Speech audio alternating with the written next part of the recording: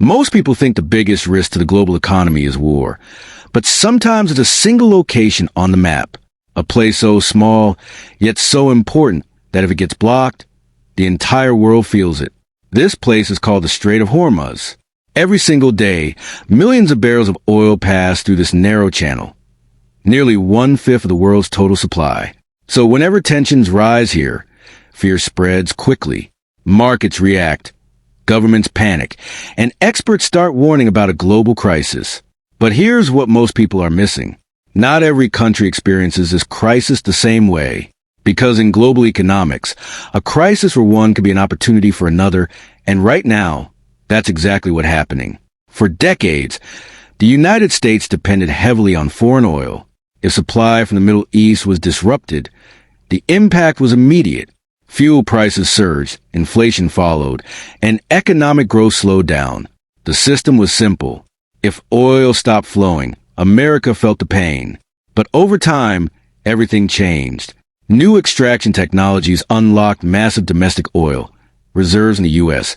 Production increased rapidly, and the country slowly reduced its dependence on imports.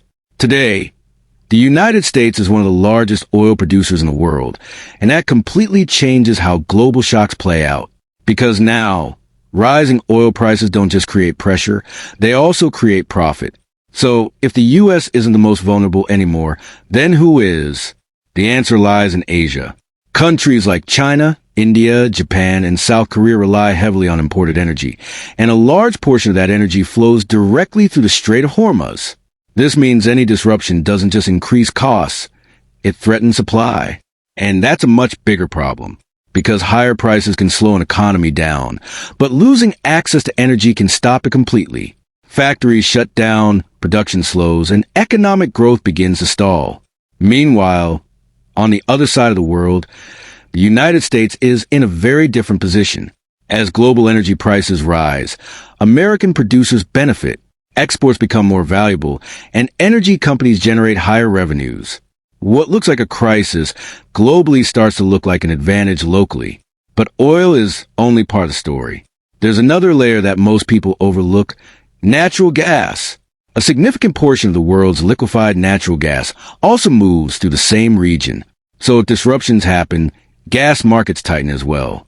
And once again, the United States plays a key role, because in recent years, it has become one of the leading exporters of LNG, which means when one region faces shortages, another steps in to supply it. This is where things start to shift, because global disruptions don't just create problems, they reshape power. Now consider China, the world's largest energy importer, a country that consumes massive amount of oil every single day. China has tried to reduce its risk by building reserves, expanding trade partnerships, and diversifying supply chains. But despite all of this, it still depends heavily on external energy sources, and a large portion of that still flows through the Strait of Hormuz, which means short-term disruptions can be managed, but long-term instability creates real pressure. Because China's economy runs on a constant flow of energy.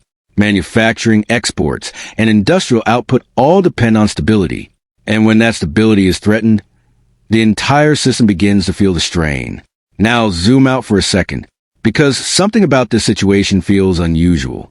At the same time tensions are rising in the Strait of Hormuz, global trade tensions are also increasing, especially between the United States and China.